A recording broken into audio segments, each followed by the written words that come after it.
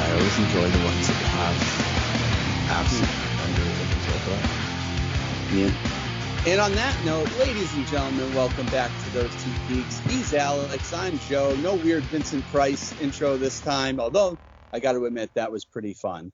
That was pretty fun. That was hilarious. Yeah. So we're doing this on a Friday night, pre-recorded, of course, and just so happens to be the eve of me. I'm packing up all my stuff for the great move, but it's going to take place over the next couple of weeks because legally I'm obligated to be in my place until the 29th because that's the way it works in Mass. So I'm a person with two abodes right now. Oh, like 29th of October? Yeah.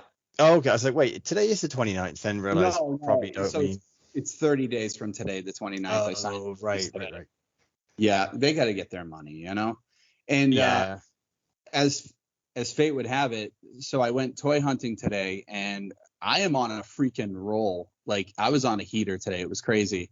So on my lunch break, I just happened to hop into my Target, and I found the two Chase Mr. Perfects that were just sitting there on the shelf. Brand new. But yeah, so I found the two Chase Mr. Perfects right away, right out the gate, which was pretty crazy. And I picked them both up. And then I decided to go back to work and whatever. And after work, I had to take a ride with Brady. So I ended up finding Ram Man, which it was pretty hard to find. And he was just right on the shelf at the next Target. And then I found like a couple new Marvel Legends. It's just crazy, like the way I was finding things. And sometimes you're completely dry, and sometimes it's just like gangbusters. You know what I mean? Mm-hmm. Oh yeah. Hold on. I'm going to put do not disturb, so that way people. Okay. All right. Nothing's allowed. Okay. Good. Can you hear me still? Yeah, I can still hear you. Okay, perfect. I just need to make sure. So yeah, it was a toy hunting day. Toy Fair is tomorrow, by the way. I actually got invited to Toy Fair last minute, but I can't go because I'm moving tomorrow. And originally, that's why I picked the day. I was like, well, it's my dad's birthday. I need to keep busy. I have to make sure, I'm focused because it's going to be a tough day. It's not one to just of course. On the couch. So go figure, I could have went to Toy Fair, but they got me next year. And there's just a lot to talk about. Wrestle Dream is this Sunday.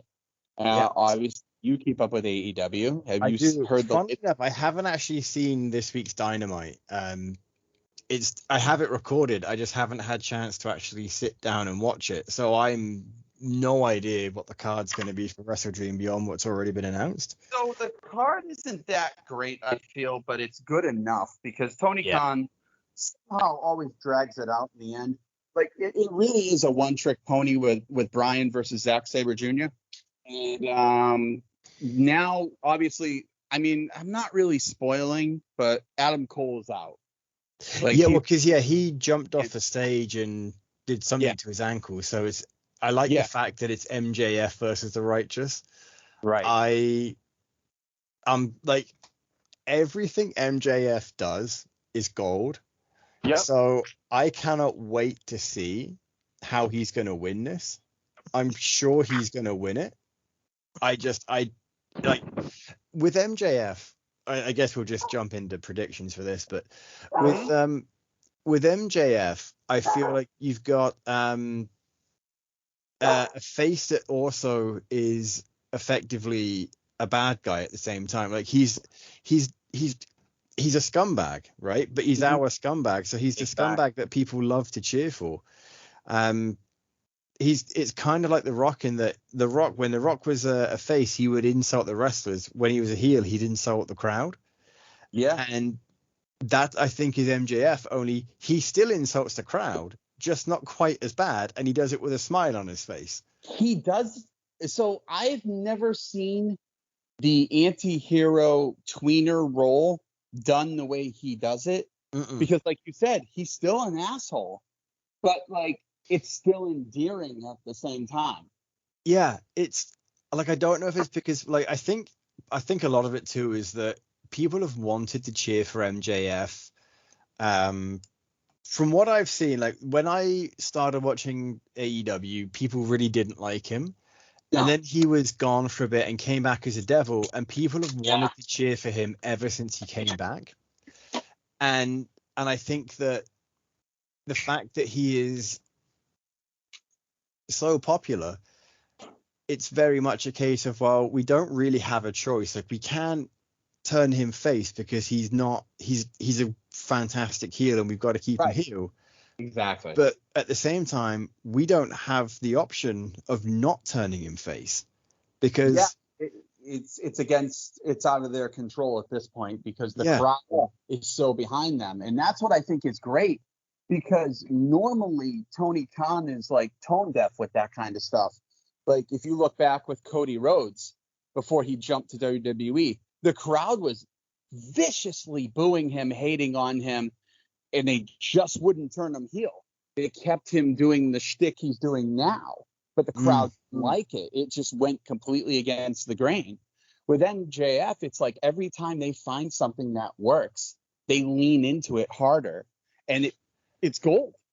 I wonder how much of that is lesson learned from Cody Rhodes and how much of that is maybe Cody Rhodes didn't want to turn heel, so they won't, whereas MJF is like, look, I don't really want to turn face, but I get that this is where the money is. So if I'm going to do it, I'm still going to do it in a way that I can do a quick heel turn and people aren't going to be that upset. Yeah. And I think the fun part is if you're a smart, and you are, Alex, at this point, you've been indoctrinated. Usually these things are predictable to a point. This whole journey has not been. Everyone's been expecting the turns on each other and this and that, and nope, it always goes left. But it goes left in a way that you're like, oh wow, this is better than what I wanted. Like, who is in charge of this story? Because whoever it is, if it's Tony Khan, like he's hit gold, and it sucks he can't do it for everyone else. Right. If it's MJF, or like, if MJF is having any amount of hand in creative, or if Adam Cole is, or maybe Bryan Danielson is saying, hey, let me take the lead on this. I bet I can prove something to you. Yeah. Whoever it is, like if it's Kenny Omega, like I don't know who it is who's taking this story through, but they've hit gold. Whoever it is absolutely brilliant, and I hope that they get more input in the rest of the card. It's the same thing with Christian Cage. Oh my God, so good. Anything Christian Cage is doing right now, like, so when I watch an AEW show now, I watch it for anything MJF. Yep. And I mean like the MJF sphere. So MJF, Roddy Strong, Adam Cole, The Kingdom, anything in that angle. I'm so like I'm here for it. It's fantastic. Yeah. Christian Cage, like Christian Cage versus Darby Allin and Nick Wayne is just phenomenal. Like he's just brilliant. And then after that, Swerve Strickland. Yeah, but not him and Paige. That freaking no, just Swerve Strickland. Like so Swerve Strickland with Darby Allin was money. He's just I'm happy Swerve is getting the push. I think he needs it. And then on top of that, you've got Bullet Club Gold as well. Yeah, so that's something. See, I don't want to spoil it for you, but you're gonna watch anyway. I'm gonna watch anyway. Like, to me, was Jay White and MJF's promo in the ring this week, because Jay White came out and just straight up went for the king, and exactly what I've been wanting, because Jay White was a huge signing. And I'm like, they're just wasting him. He hasn't been utilized. And this was the way to do it. But Jay White went at MJF in a totally different manner than anyone else who's challenged him thus far. See, everyone so far tries to MJF on the microphone and trip him up. And they can't. So he came out, and you've got to see this promo. I've never seen anything like this. He played to his strengths. He goes, oh, wow. He's like, great, Max, great. He's like, my own MJF experience. That's what I wanted. He's like, I expected more. He's like, I'm not going to get on the microphone and try to outdo the great MJF. He's like, no, I'm just going to tell you why Switchblade is the king. And he just kept promoing and up his promo the whole time to the point where he was like, you got to prove yourself, kid, because they're doing such great work with MJF as far as taking real life and bleeding it into story lately, like with Adam Cole, Samoa Joe. So this is another one. And Max is like, he's like, all my career, my young career, I have been told I'm great and I'm good and I'm cool with that, but I'm always compared to different names. And every time the goalpost keeps moving, the name gets bigger. And he's like, I'm fine with that. He's like, you're not compared to blank. You're not compared to this company. You're not compared to that. He goes, but when it really pisses me off is when people go, yeah, MJF is amazing, but he's not as good as Jay White. And he looks at Jay White and he goes, Jay, bud, honest, he goes, that pisses me off. Not because you're not good in the ring, but because you're not good anywhere else. He goes, this mid-mic work that you've got ain't going to when you step up to me. He's like, you're some concocted idea from New Japan of what they think a top guy is. He's like, take it from a real top guy, get out of the ring while you can. And they just kept going, but it got to the point where Jay White actually was used facts, and by the end of the promo, really had Max shook. He's like, I'm taking everything from you, man. He's like, you've already lost the titles. Cole's on the shelf. He's like, he did try to break your neck at Wembley, and he's like, and that's okay because him interfering on your behalf cost him his leg. So that's your fault. He's like, you can pretend you're with these people all you want. He's like, but at the end of the day, you're going to have to because that's what I'm leaving you with. He goes, when I come for this belt, I'm not leaving without it. And he's like, and I'm coming for it. And it just like got me so amped for the possible program. So what I think will happen Sunday, because it doesn't make sense. Adam Cole is going to be on the shelf for like probably 9 months, let's think. So I think Jay White costs MJF the ROH titles, and they launch into that program. Makes sense because they're out of names for him. See, to go I can see Roddy Strong stepping in with MJF. That's what somebody said too. But again, what I think is so great about this story is every single thing that people are thinking of is a very legitimate. Oh, that could work. Could work. Like Roddy Strong coming in to defend the TNT Championship with MJF because he's doing it for his buddy Adam, and then you have like one of them is the third wheel between MJF or Adam Cole.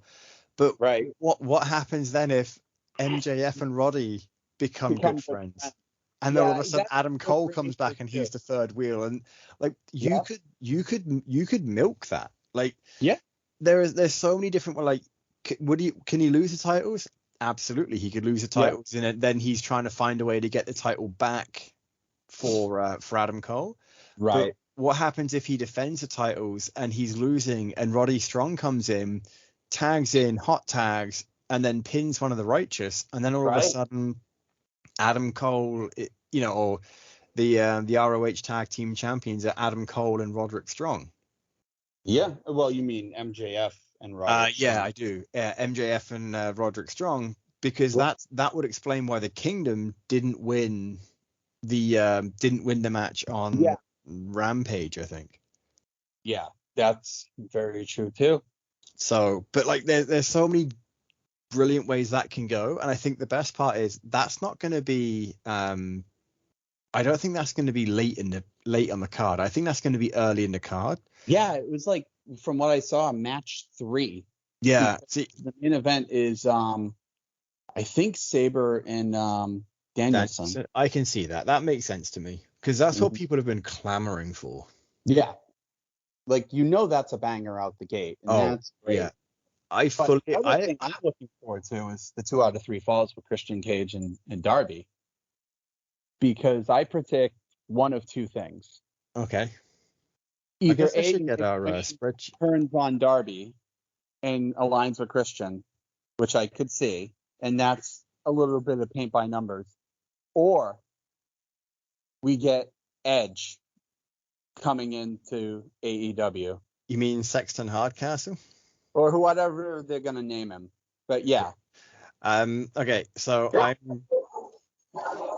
so what I think I enjoy so much about doing this kind of thing for AEW is that hello, Rudy, is that we you can so easily go 3 or 4 different ways, yeah, and there's no like with WWE. I find it's almost easier to yeah. predict. There's not as many avenues. No, and that's for someone who's not really watching it, and I was still able to get quite a few of them right.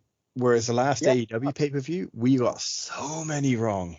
Yeah, it's the booking is I'm not gonna say it's amazing, but it's also very unpredictable, which does make for a fun watch. Exactly.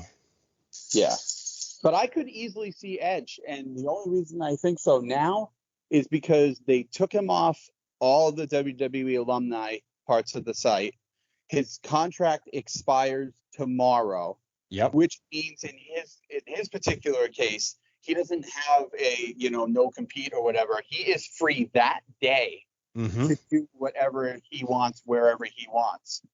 And the fact that they didn't come out like with Jade Cargill with Triple H and be like, "Hey, we've re-signed Edge. Edge is locked up. He's staying with us. He's a lifer," kind of tells me you can look at Edge, and I don't think he was done in Toronto. I think he was done with WWE.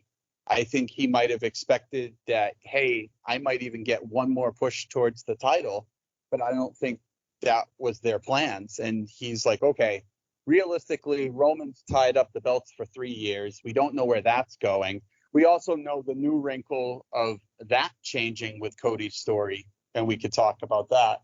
So I think Edge is like, if I'm going to end it, I might as well go to AEW and end it with my buddy. You know what I mean? And I could see it. Who doesn't want to see that? I want to see it. So hopefully that's what happens. And Tony Khan is really big on those kinds of surprises. And plus, he's been hyping up a new era for the last 2 weeks. So I'm kind of like, maybe that is what he's talking about, is Christian and Edge are the Collision era and Max is Dynamite. You know what I mean? I'm not gonna lie. I would take Edge over CM Punk. Oh, yeah. Would I rather have them both? Absolutely. Oh my God, yeah. But I think that realistically, given how good AEW has been in the last couple of weeks, I think that the booking now is really solid with Bryan Danielson taking the lead. Yeah, I agree. And I think that you're going to get a lot more interesting things with it. There's always things that can be improved. I'm not saying it's perfect, but I think you'll get some really interesting things if Edge comes up.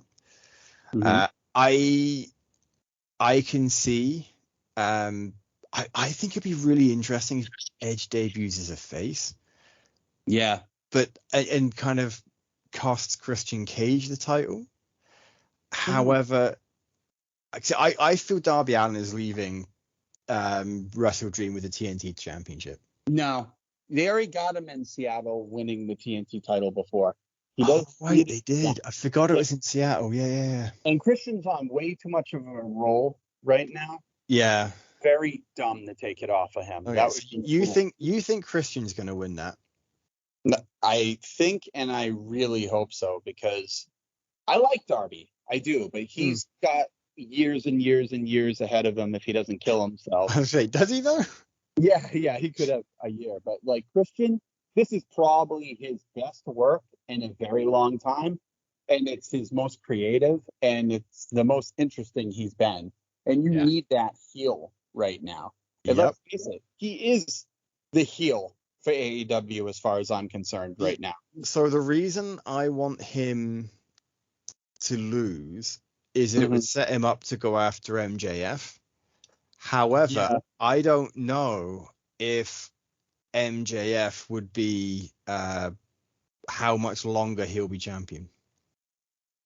So people think, honestly, I do not think Tony Khan's stupid enough to lose both Jade Cargill and MJF in the same calendar year. I would put money on the fact MJF has already signed an extension, and part of that is that he's got to keep it quiet. Yeah, me too. Because the bidding war of 2024 has been a tagline. I would put money on the fact he already had an extension in place by that point. Mm-hmm. I think so. Because you can afford to lose Jade Cargill. You can't afford to lose MJF. Right. Wait till you see what Jade does, though. So here's the thing. I don't care what Jade does because nothing she ever did interested me. I know. But every match she had, I would watch if it was someone I cared about. So if I was interested in watching. Mm-hmm. Other than that, 9 times out of 10 is like, it's a Jade Cargill match. She's gonna win. There's nothing interesting that happens. She's not good enough to make me care about the match when I know the outcome already. So I would skip ahead of every single Jade Cargill match up until I think I watched the last 2 where Statlander beat her and then she came back and Statlander won again. And I was like, I would still be skipping ahead of these if I didn't know that was Jade's last match. Right. I mean, she's definitely green. Her with Smart Mark, to me, did nothing for her. Mm-mm. I found that more of an anchor because she's got personality. She's got a look to her that's undeniable. Yeah, absolutely. So it's like, you know what? Under the WWE machine, I think she's going to be money, like big time money. And that's the thing. Like, I think that she might do really well under WWE in NXT for a bit to build her up, get her some experience, etc. But AEW was, I think, giving her the title for that long wasn't good because it meant that she couldn't, like, she had a 60 match undefeated streak. Yeah. And so much of it was against people that, like, unfortunately, didn't really matter. Like, it was like Goldberg. Yeah. But not. Yeah. Well, it's like if you're gonna have Jade Cargill go against someone, it's like, well, she I think at one point she worked with Ruby Soho early on. Yeah. And then after that, like, I don't really recall her working with anyone better than her. Until Statlander came back, right? Because, like, she didn't work with Britt Baker. No, they kept her away from Britt. Right, they kept her away from a lot of the top stars. Yeah, like she didn't work with Tony Storm. You didn't see any of them going for the belt. So for me, it was a case of, well, if the top of the division don't care about the TBS belt, why isn't Jade going after the top belt? Yeah, like I get that people are upset that she's gone. Like, AEW had nothing for her. Like, there was nothing they had planned for her that made sense. No. What they should have done is have her drop the belt to Taya Valkyrie or to Ruby Soho around the 40 mark. Yep. Have her go away from it and then come back and challenge Britt Baker. And because once you lose your first match after a streak, it's more interesting then. So, like, I fully expected Jungle Boy or Jack Perry to beat Hook for the TBS title again at Wembley, because I thought that would be more interesting to have Hook not with a championship, so he can go against someone like, putting names out my ass, like Ray Phoenix or someone like that who can beat him and he can learn from them in the same way. Now he's getting a lot of exposure with, like, Daddy Magic, Rob Van Dam and that kind of thing, so he's definitely learning. But it would have been cool to see him in a match where you don't expect him to win, especially a singles match where he can actually lose and do some selling and get some experience in that aspect, which I think is why it's good he's doing a lot of tag matches where he does get the shit kicked out of him. Yeah, and take a moment there to give kudos, because you mentioned Phoenix, who is currently the international champion. The North America. What is it called? Is it called the International? It was the All Atlantic, and then they changed it to the International. The International. Okay, that's again. Moxley, I didn't think needed the belt, and as fate would have it, he called an audible in the ring because of how dangerous that match went, and Phoenix got it. Yeah, I think that, I mean, he definitely, you could see the moment he got the concussion, and I think afterwards he probably hit his head a couple more times. He thought, I'm done. I can't win this. Like I'll be out for a while. He should be. He has been such a workhorse. Like he needs a break. Not only does he deserve a break, like I would much rather him have a break because he's on vacation, not because he's got a concussion. Because concussions, like speaking from experience, concussions suck. Same, yeah. What irritated the piss out of me in that match, and this is why I think WWE does right, is that referees call it as if it's real. Yeah, right. So I get, yes, sometimes they have to play as if it's real, but they're really dumb and like, oh, what's behind me? An elephant? I don't see an elephant. As someone gets hit in the face with a chair, they turn around. Why is he on the floor? And what happened? Oh, well, I didn't see anything. Fine, that's part of the disbelief. But for them to count 1, 2, and then he stops, and John doesn't kick out, and then he's got to go back through another pile driver again. Which was fucking dumb and dangerous. Right? Like, now I know that pile driver, he was perfectly safe. Like, it looks like he hit, but he didn't. Phoenix took as good a care of him as he could after he caught him with his knee on the flip. And then he wins. So I was super happy for Rey Fenix. I'm so glad that happened with Rey Fenix as opposed to AR Fox. Yeah. Because Rey Fenix and John Moxley have history, and it's not inconceivable that Rey could have put on a really tight match and could have perhaps beaten John Moxley. I think that Moxley can survive the loss because he's John Moxley. Of course. Right, like he can come back for it, or maybe he won't. But I think that give Phoenix a few matches and then have him switch it over. Like, it's not a bad thing. I've said it before. It's not a bad thing to have short championship runs. No, especially after like Orange Cassidy had it for quite a bit. So you need something to reinvigorate and get the interest going again. Yep. For me, rule of thumb is if you have like after Roman Reigns is finally defeated, if ever, the next person can hold it 4 years or even a year. Give it a 6-month reign, a nice refresh, and then kickstart it again. I think it honestly, if after Roman Reigns loses it and it's a hell of a match, I think someone drops the Money in the Bank almost like the next day, and the guy's like, I'm so tired, I can't. What do I do? And they go out and lose it. Switching gears, we'll just bounce back and forth because it's what we do. I don't think Cody's gonna beat Roman. I don't think he is. I think The Rock's gonna fucking beat him. So here's the thing. Which is crazy. I have no interest in watching Cody versus Roman 2. I have a lot more interest in watching Roman versus The Rock. So do I, but it doesn't need a title. It doesn't need it. No, that's just it. It doesn't need a title, but there's going to be one. And unfortunately, I feel like you're gonna, no matter what happens, I think you're gonna see Roman Reigns beat The Rock. And I think if that happens, if that happens, you're not gonna see Roman lose a title until Mania the next year, because he's not gonna lose it at some random pay-per-view when he's barely been at a pay-per-view all year. Right. See, I mean, my thinking is, you see, you haven't really watched WWE. I watch it pretty religiously. And as the biggest Roman Reigns bloodline supporter of that storyline, I can honestly say it has lost so much steam in the last couple weeks, within the last month, since Jay's jumped to Raw. I love how Jay jumped to Raw. I think it's great. However, I'm very fucking sick of Raw is becoming 2010 Raw, where every single week opens with a promo and ends with a 6-man tag.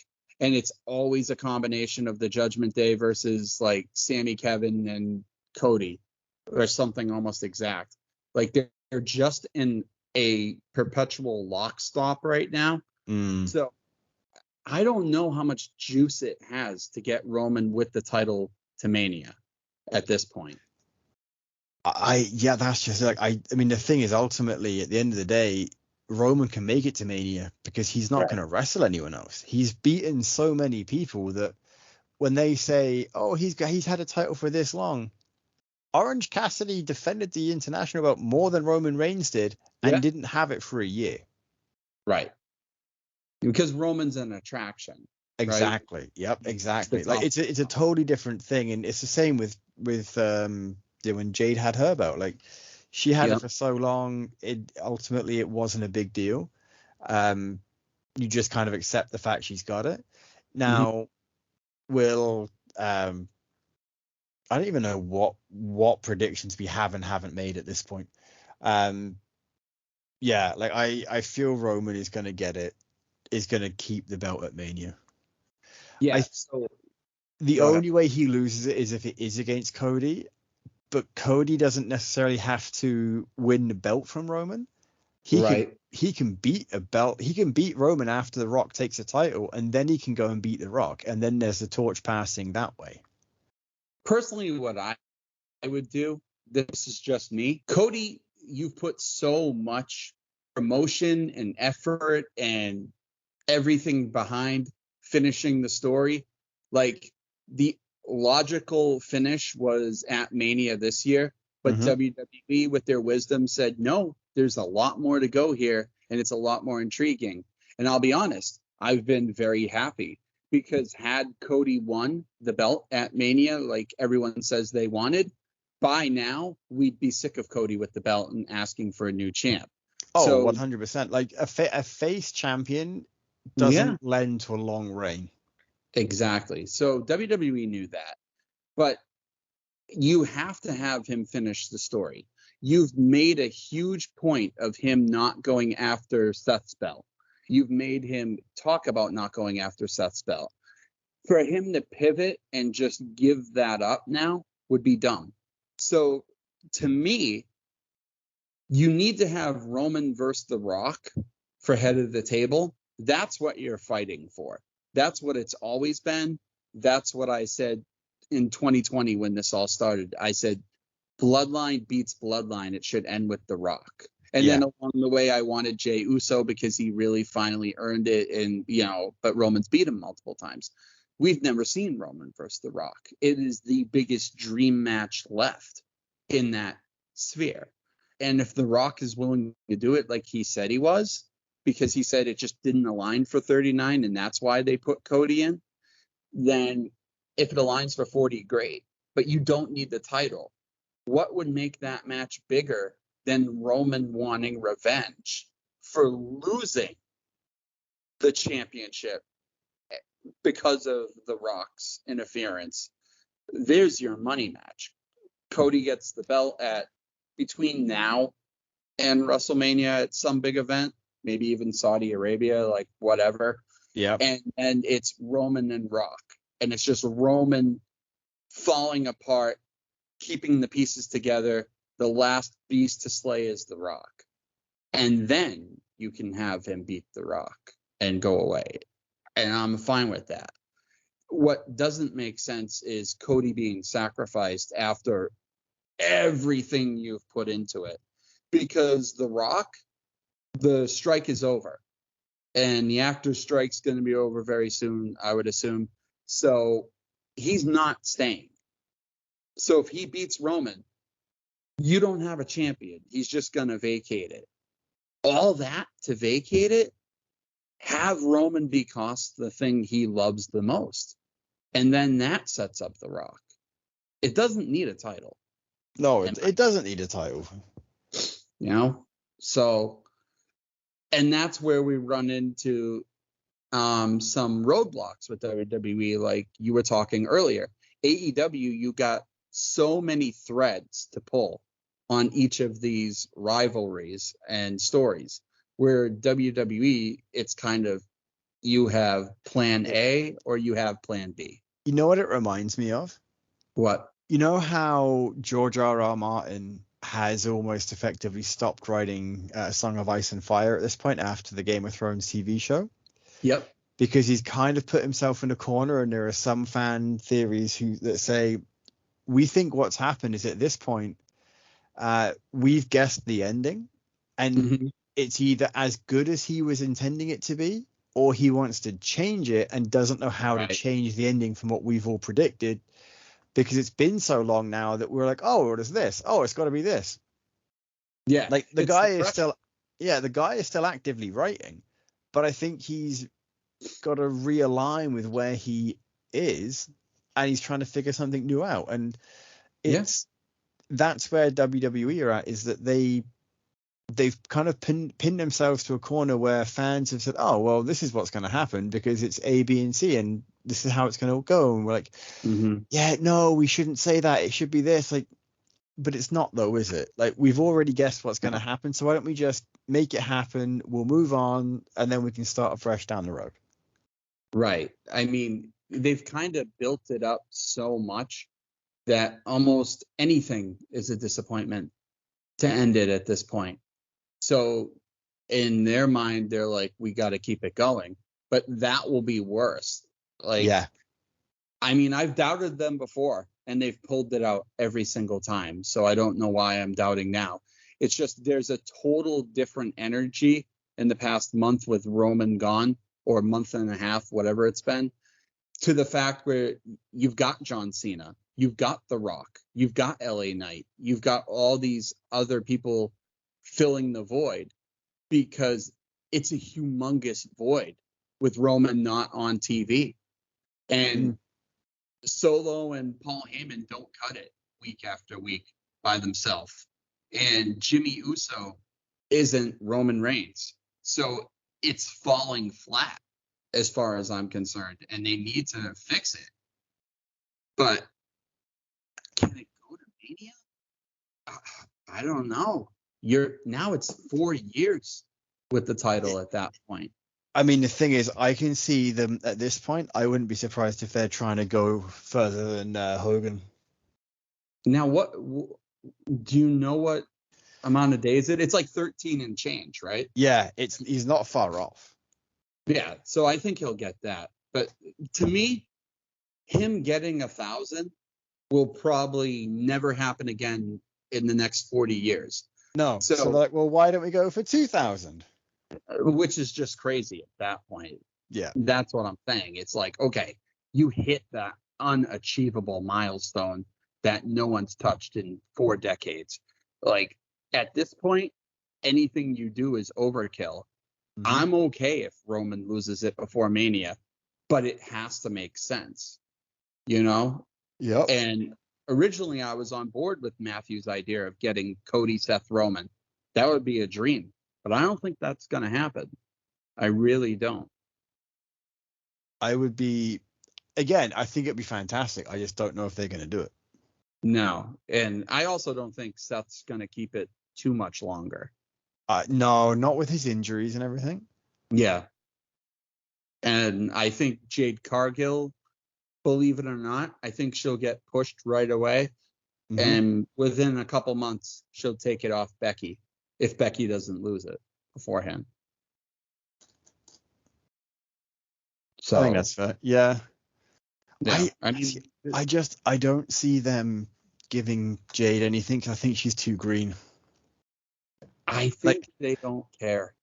That's also fair. Yeah, that's also fair because it's a big signing from AEW, right? So they can rub that in their face. Yeah, that's fair. Yeah. Did you see the stat? She is the biggest watched segment on YouTube for WWE this year. She got like 29 million views in 2 days, which The Rock's return has 9.5 million views. Well, it's because Rock's come back before. Right. That's exactly what it is. Right. She's hot right now because there's intrigue. But get her in the ring, if she's just like she was on Rampage, it will fizzle quick. That's why I don't think that's going to happen. I think the Performance Center is really, really gonna be behind her, and she's very workable. I just think she needs to get less green. It's not, unfortunately, like Nia, who I'm glad is back, but she makes me cringe every time because she's gonna kill somebody. She hasn't learned in whatever plus years she's been there. Well, she almost broke Rhea Ripley's. Yeah. I don't know what she almost broke, but it was like her ribs, right? Yeah, like right out the gate. Yeah. First night. Yeah. So, I mean, Jade brings a lot to the table. She's something the women's division really, really needed, is a new face. And she said it best. They were like, what's your dream matches? She's like, everybody. You haven't seen me against anybody on the WWE roster. She's like, they're all dream matches. She's right. You got Charlotte, Bayley, Rhea, Bianca's probably the biggest one. Becky, you name it. She's got it. If she can hang, we're in for a really, really good time. You know? Yep. Agreed. Like, that's just like, I think that if she can do well, she's going to be fantastic. Yeah. And right. Like, she's going to be a huge draw for them if she can step up. And honestly, I think you're going to be surprised. I just think, unfortunately, AEW is great. I'm a huge fan, but they don't cultivate talent the way the WWE does. I don't think they don't have a like a development farm, right? Right. Yeah. So, I mean, everyone who really comes to AEW has already built themselves up on the indies or wherever they're from, and then they just continue with the notoriety and the platform. Yeah. Whereas WWE grooms you and cultivates you and pushes you and helps you. That's where certain things are lacking. And I think Jade is going to take full advantage, and you're going to see a huge difference in Jade Cargill. I think she's going to be pushed as a monster. As she should be, right? Like, the thing is that if she can get the training and she's interesting to watch again, that's not a bad thing. I think if she's just her, that she's been in like these ESPN interviews this week, then we're good. When she had Smart Mark with her, that was garbage. She doesn't need a peon with her. Look at her. She's a force. You know what I mean? I do. Yeah, I do. Yeah. So, wrestling's all over the place right now, but it's still a very good time to be a wrestling fan, as far as I'm concerned. I don't think you're wrong. Like, it's a great time because you've got a lot of great stuff going on. And even if you're only watching one promotion or watching multiples, there's always good stuff going on at any one time. Yeah. Like I said to Matthew, I would argue most people say the Attitude Era is the best. To me, right now, we're in the golden era. I haven't seen anything like this in a very, very long time. It's just firing on all cylinders. Yeah, you've got two solid promotions in North America. Mm-hmm. I mean, one of those promotions is also partnering with every other promotion outside of the States. Yeah. Right? Like, you've got wrestlers they can come and go through forbidden doors like NJPW, AEW. I think it's a matter of time before you see someone like Jey Uso showing up on AEW for a quick crossover, because like I mean, there's no reason not to. Like, do you want to have a full Forbidden Door pay-per-view like you do with New Japan? Probably not. But if you could drum up interest, so if you had Jon Moxley go to WWE for some reason, that would be huge, right? And then if you had someone come back to WWE for Moxley, like, that would be a massive thing. Yeah, I mean, it's about making money at the end. Yeah. And that's where I think WWE is more willing than Tony Khan, because I think there's a pride issue there. He's looked at as the plucky promotion that is, punching upwards.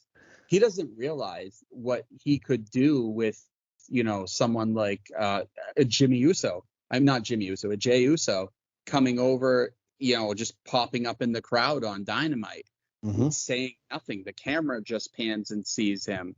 And then you see it a couple weeks in a row. That's great promotion for both shows. Yep. That's something I would love to see. But unfortunately, again, I don't think Tony Khan would ever be open to that because he's so proud. Whereas I think WWE would be like, okay, we'll take some AEW people on the show. Yeah. Fine. You know what I mean? So hopefully we see that. Fingers crossed. Yeah. So we were initially talking about predictions for Wrestle Dream, and the only one we got out was the TNT Championship, where I said I think Darby was going to win, and you said Christian, and the coin said Christian, and then after that it was very much a case of we tangented horrifically. Do you have the card? I have the card as of Friday morning. So it's Bryan Danielson versus Zack Sabre Jr., Swerve Strickland, Hangman, FTR versus Aussie Open, MJF versus the Righteous, the Jericho Omega Ibushi versus the Don Callis family, Statlander versus Julia Hart, Eddie Kingston beating Katsuyori Shibata, Ricky Starks versus Wheeler Yuta, and then the Young Bucks and the Lucha Brothers, Hook and Orange Cassidy and the Guns. Okay, so let's start at the bottom, and we'll end the podcast with our predictions. Sure. So we'll start with the Guns. I think the Guns are going to take it. Same. Not because I want them to, but just I think they will. So I'll talk more about this in a minute, but I think the Guns are going to take it, and the coin agrees with me. So you're also saying the Guns? Yes. All right. So next we have Ricky Starks versus Wheeler Yuta. I think Ricky Starks is going to get a win on this one. God, I hope so. We already know how I feel about Wheeler. Yeah. The reason I think that Yuta is being built up, but Starks has lost enough matches recently against the Bryan Danielson that he needs a win, and I think this is what's going to give him that. The next thing that is on the list, Eddie Kingston versus Katsuyori Shibata. I would be shocked if Eddie Kingston loses. Yeah, because he's put both belts up, right? Correct. So I would go with Eddie, and here's my logical reason for that. I think Eddie goes for the win because we start building a story where if Eddie loses, he loses everything. Yeah. And I think we build to like Wrestle Kingdom or something in a crossover match with a humongous star. Like, who is the one he said was his dream match? I forget. He said it in an interview recently, but I think we build to that. And I think you'll see him constantly putting both belts up as a proud champion. And I'm a huge Eddie Kingston fan. Yeah. He won me over after years and years and years. He didn't win me over until AEW, until I really delved into his backstory and saw, like what he's been through. And he's a great talent. So I don't want to see him lose. I think it was the right move to take it off Claudio. It doesn't hurt Claudio, and it only elevates Eddie. So I say Eddie keeps it. Yeah, agreed. Coin also agrees. Statlander versus Julia Hart. Oh my God, Statlander. I want Julia Hart to win. Really? I've already put Statlander down as who I think is going to win, because I don't think the reason I want her to lose is that I want the TBS title to have a couple of quick title changes. Okay. And I don't think, because like I've said it before and I'll say it again, I don't think after a long run with a title you should have another long run with a title, because at that point it's just the chances of the title changing hands goes down with each defense. So say if in 3 or 4 months, if she's still got it, like Statlander's not going to lose. I think that's what the beauty of the MJF thing right now is. He's still on TV, he's still wrestling, but he's defending another belt. Yeah, they're finding different ways to keep him relevant without having to defend the title. Exactly, and without overexposing him and beating, because he's beating some top guys. Mm-hmm. I would love to see him go against Kenny Omega. like I think that the way MJF is doing it is so much more interesting than the way John Moxley. Oh, we're going to see John Moxley wrestle Jobber 13, Yeah, agree. right? Absolutely agree. Like, you know what? Yeah, John Moxley's giving anyone and everyone a shot, kind of like Orange Cassidy was, but it works with Orange Cassidy because it's not the top tier belt, so people can do the open challenge. Mm-hmm. It doesn't work with a top belt when you've got the number one contender. Wait, why is the number one contenders match on the pay-per-view, but before then John Moxley's doing a warm-up match against Jobber 13? Right, I agree.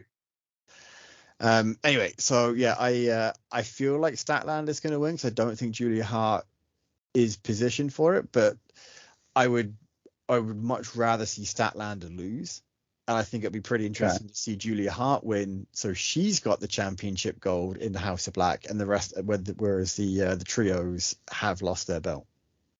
That would be interesting, but Julia in the ring just doesn't grab me. And all around, I just don't think she has like the oomph to carry that belt. She's only 21, right? So like I know. she's gonna get there, and I think she'll be great when she does get there. But I just think it'll be interesting to see how I can almost see her doing really well in the match, and then she loses because she's one of the people she's misted recently costs her the match. Right. Okay. Like I can almost see her losing strong as opposed to losing clean. Yeah, no, I can get with that. For me personally, and booking wise, I also think Statlander takes it and keeps it. Yeah. I would keep it on Statlander myself. It's not the person to take it off her yet, but I understand what you're saying. Yeah. So next on the card is Cage versus that Darby Allin. We've done that one. Yeah. So then you have Chris Jericho, Kenny Omega, and Kota Ibushi versus Konosuke Takeshita, Sammy Guevara, and Will Ospreay. I feel like this is where you see the faces win. I think you're going to see Jericho and Kenny and Ibushi go over on the Callis family at this point. So what does that do for the Callis family, especially Sammy Guevara, who just made that jump? Like. And that's the thing, like, it makes more sense for the Callis family to win. Yeah. But I feel like at this point, Omega has lost to Takeshita twice. Right. Jericho's lost to Guevara and Ospreay. Right. Okay. So unless you get Guevara or Takeshita pinning Ibushi, I can see this being the vindication, or this is the first of a trilogy where, or the first of the next stage where you see these three teaming together more frequently. So you see Kota Ibushi coming back, they avenge this loss, and then all of a sudden they go, they do a rubber match or something down the road against a family. But I don't see where the Don Callis story goes from here. Yeah. Regardless of whether they win or lose, because what you could be doing is have the Callis family lose, but have Will Ospreay take the pin. Callis blames Ospreay, and then if you've got Will Ospreay lined up for a contract for when his NJPW one ends, then you can bring him in as not quite a heel. Yeah, I mean, you gotta get Ospreay separated from that faction. Yeah. But him taking the pin, it doesn't protect him. That's not how I would go. And you said Sammy beat Jericho. I thought Jericho beat Sammy. Oh, yeah, you're right. He did. Yeah, Jericho beat Sammy. Yeah. So for that reason, I'm taking the Callis family, and Jericho definitely has to take the pin. Yeah, I thought Sammy, for some reason, I thought Sammy beat pinned Jericho, but yeah, you're right. No, you're right. No, that's what led to Sammy leading. Yeah. Yeah. And honestly, if you want to elevate Sammy, you need him to pin Jericho. Like, him losing to Jericho multiple times doesn't do it. Kenny needs to be protected in this match, which is why I wish he wasn't even part of it, because he's been on such a losing streak that even being on a losing team could hurt him. but not as bad as him taking the actual pinfall. Which No, hopefully, I feel like Kenny is pretty good. Because I don't remember watching the matches that he lost. Well, the match he lost with Wembley. at Wembley was very much a quick roll up out of nowhere. Mm-hmm. You know, that's the strongest move in all of sports entertainment. That one's fine. I think the next one, it was a clean pin. I never actually bothered to watch that PPV. Yeah, he lost the next week at All Out Yeah, to Takeshita clean. and that was clean, wasn't it? Yeah. So yeah. I feel like he's only really lost that one clean. The other one was kind of chaotic. Mm-hmm. I can see him being really strong in this match, but Jericho, like you said, yeah, I think you're right. I think Jericho is going to take the pin on this. Yeah, it's about time. I mean, yes, he dropped to Ospreay in Wembley, but to me that wasn't like a big loss. It was kind of a nod that needed to happen. It made the most sense. But other than that, when did Jericho really lose recently? He seems to have gotten the better of everybody besides Adam Cole in recent memory. You know what I mean? And Action Andretti, which shot went nowhere. Yeah. So okay. I say Team Callis, because otherwise, why did you have Sammy jump and try to build it? They'll look like jobbers. Yeah, it's true. That's true. Okay, so after that you have MJF versus the Righteous. This one's tough. I fully marking out. I want MJF to win because I'm not ready for this story to be over. Right. And I think that either Adam Cole is genuinely injured, but it's not as bad as they think, or it's not as bad as they're letting us believe. Because it wouldn't be the first time AEW have worked us. Yeah, it's true. Or you're going to get a segment of Adam Cole begging Roddy Strong to go out and help his best friend, and like you see Roddy's like, right, I'm doing this for Adam, and the next thing you see is tension within the kingdom. Like, I think this is another good way to elevate the kingdom without having them constantly in the ring as well. Like, it's a way to say, hey, this is a heel team. Yeah. MJF and Adam Cole are borderline heel team. You know, like they're the anti-hero thing. Like, this is a way you're going to get like heel versus anti-hero. Right. I think it's a much better story for MJF to pull out a handicap win than it is if he loses. Yeah, it's another feather in his cap at the end of the day, which is working for him right now, because he's almost like a John Cena level for AEW. I remember when The Rock beat the New Age Outlaws for the tag team titles, because his tag team partner didn't show up. It was legendary. Like, I don't know who his partner was, but it was a hand. It was, yeah, I think it was. I feel like it was like the Rock and Slot connection around that time, but I don't know what happened to Mankind at the time. But it made it. I remember watching that or reading about it. I was like, that is so amazing. Like when the Rock beats the New Age Outlaws in a handicap match, because it's also like it wasn't a tornado handicap match. It wasn't like 2 on 1 in the ring. They actually had to tag out, so he didn't have a tag partner, but he's the Rock, so he can just go. I feel like MJF is going to hit the kangaroo kick, and then you're going to see someone coming in to help with the double clothesline. That would be interesting. Okay, you've swayed me. I'm going to go with MJF retaining. You've got to watch Dynamite for the Jay White and MJF confrontation. I think it would be hilarious if Jay White tags in with MJF. Oh my God, that would be the best. And see, he's like, what are you doing? He's like, look, I want you tired when you finally face me, and you've got to defend the tag belts and your AEW title, and there's only so much you can do because you don't wrestle a lot. Right. Dude, that would be so smart. That's better than anything they'll come up with, because could you imagine Jay White helping him retain the belts just to weaken him and like them defending it here and there, never knowing when, Jay White's just going to leave him to the wolves. Is Jay White going to come out and help him? Is he going to send Juice Robinson out to help him? Is it going to be Colton or Austin Gunn coming out? Oh my God, please fucking no. Them on just once is fine. Keep the rest of, I'm not going to lie. I love the Guns. I think they're fantastic. They've completely won me over, and it's almost entirely because of Juice Robinson. Like how the Guns are almost as straight men in Bullet Club. Cardblade? Cardblade is actually fantastic. So here's why I think the Guns are going to win against the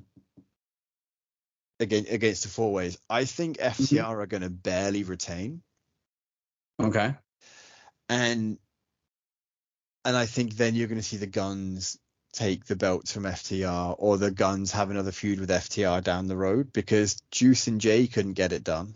So maybe the Golden Guns will get it done. However, I don't know if you caught, I don't know if it was on Collision or Dynamite, where Aussie Open came out to confront FTR in the ring, and Dak said, "You've been sacrificial lambs to these people and these people." Like, he basically saying, like, the powers that be sacrificed your ROH titles to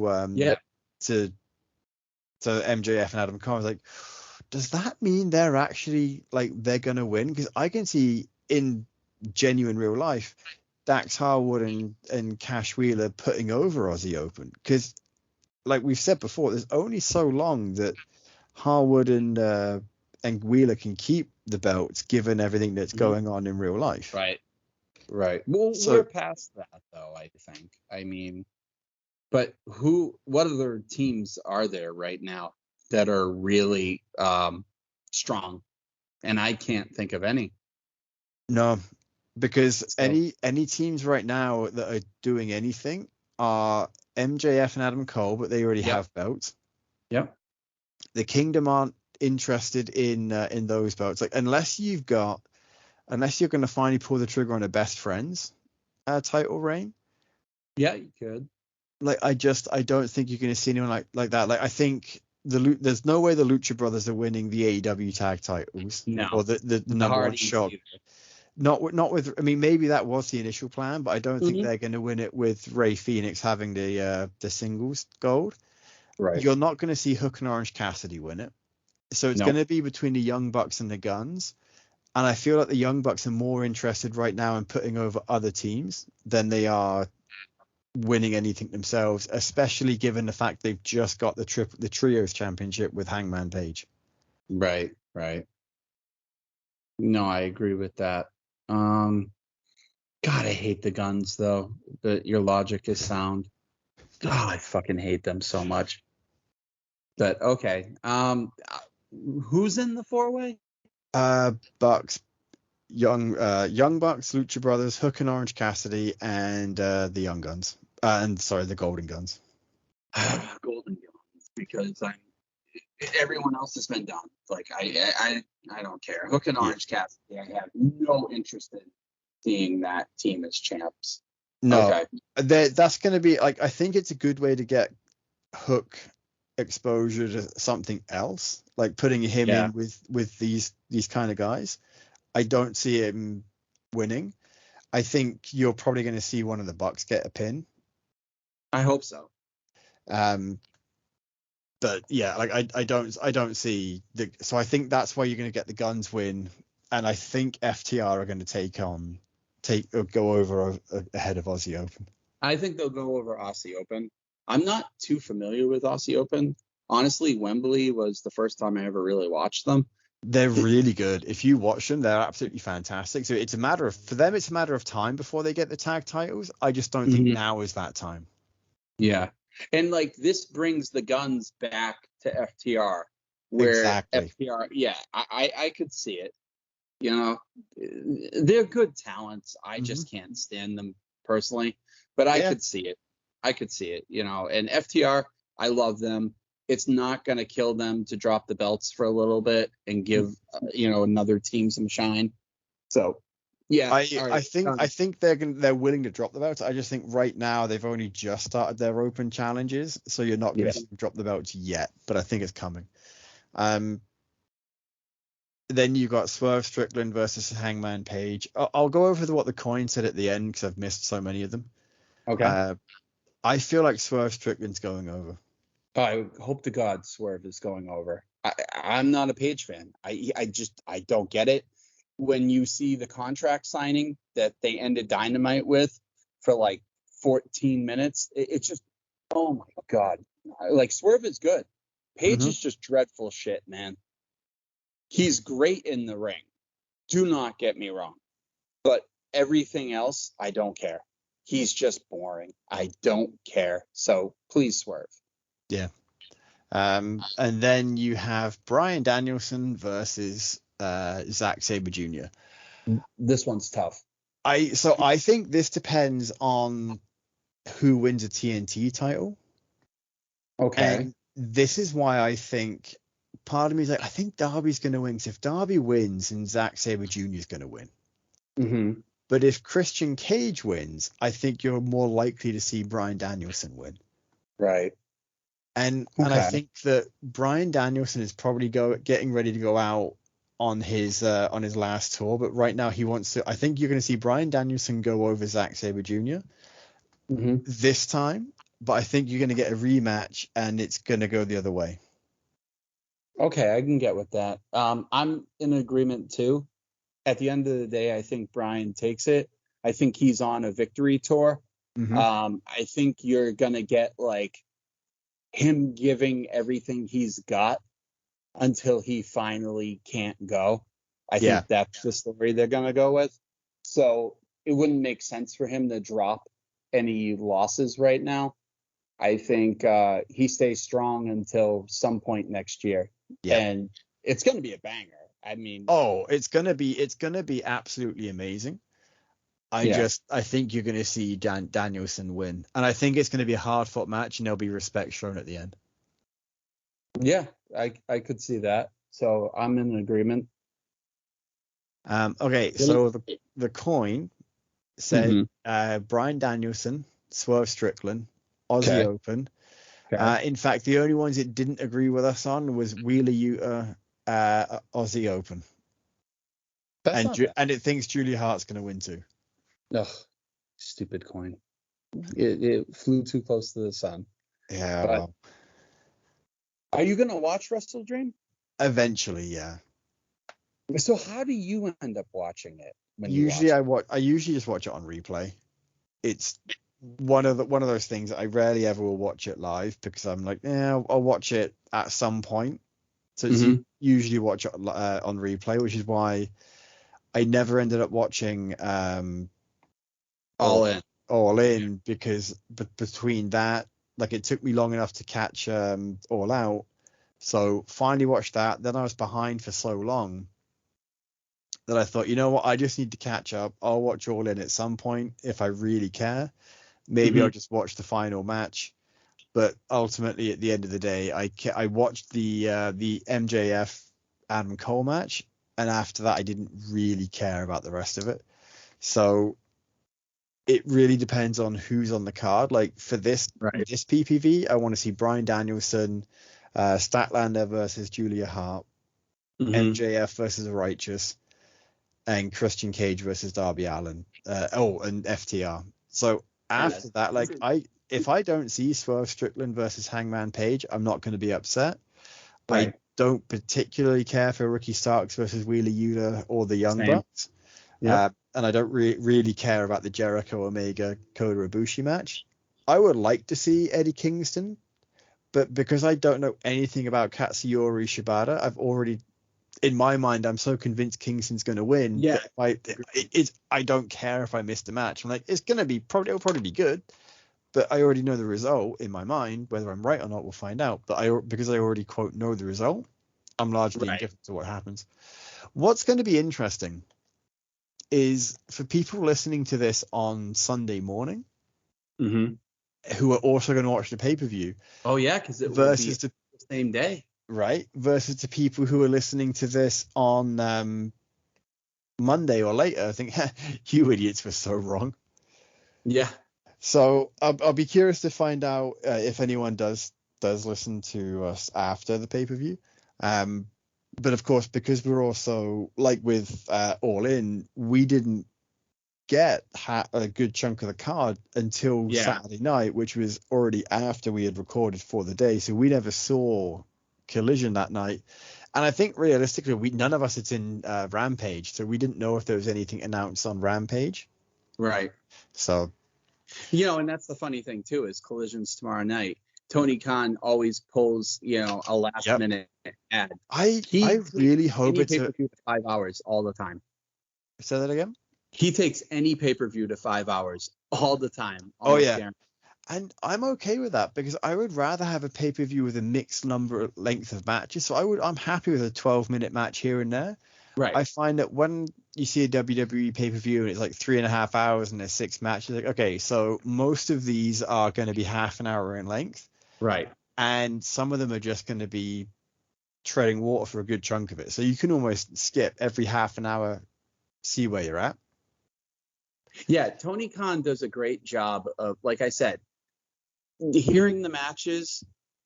Like if this was a show I was going to, I'd be like, oh my God, this is a banger show, like because of everyone involved. But because I've been watching the product, like most of these matches I don't care about because they haven't been built the way they could be built, other than the really big ones. And that's where AEW falls, is the intrigue factor. They never fail in the delivery that day. It's always I'd agree with that. Like, I'm glad I watched that. That was really good. I'm never like, oh, that was crap. Never.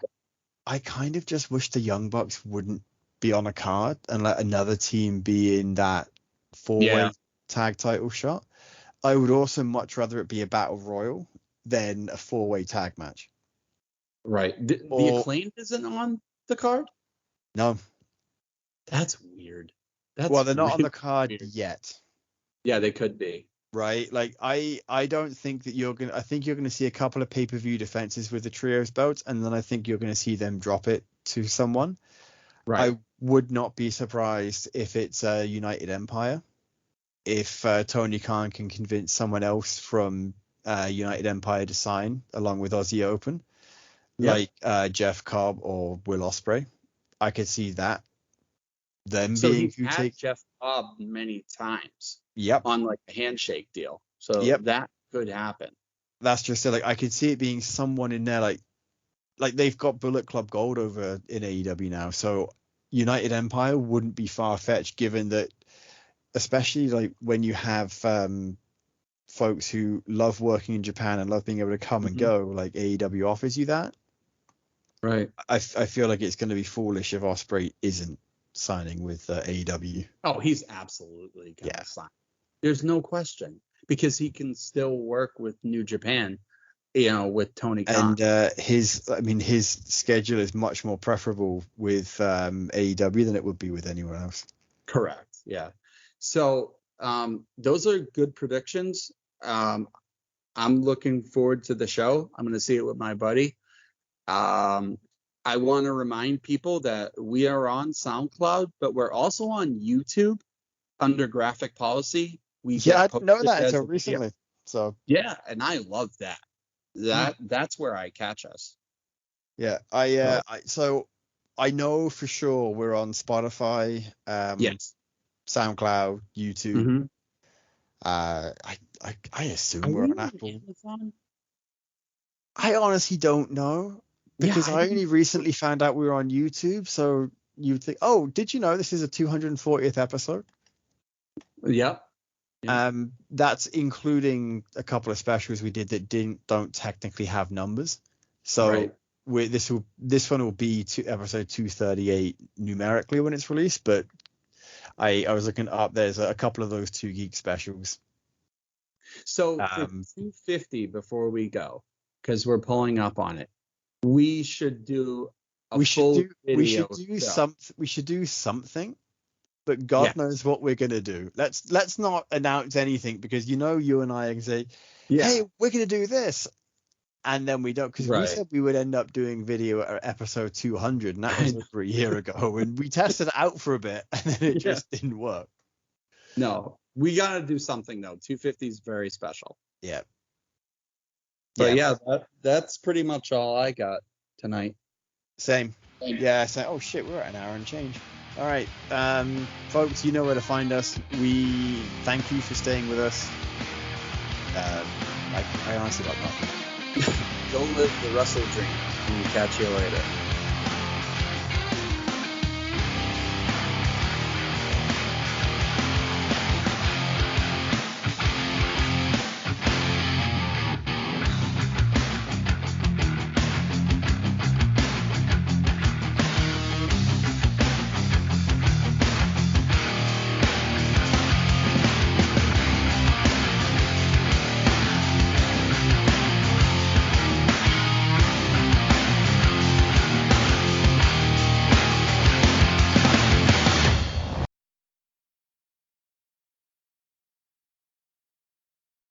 Hey, thanks for watching the previous video from Graphic Policy Television. Just by watching, you help support our site. Thank you so much. Now, if you're watching these videos, you probably care about geeky things like movies, television, comic books, toys, games, video games, you name it. You can go and subscribe right now to our YouTube channel to stay in touch and catch all the new videos, or check out our website at graphicpolicy.com. There's a nice link on this end of the video. But as always, thank you for watching. Keep on rocking and keep it geeky.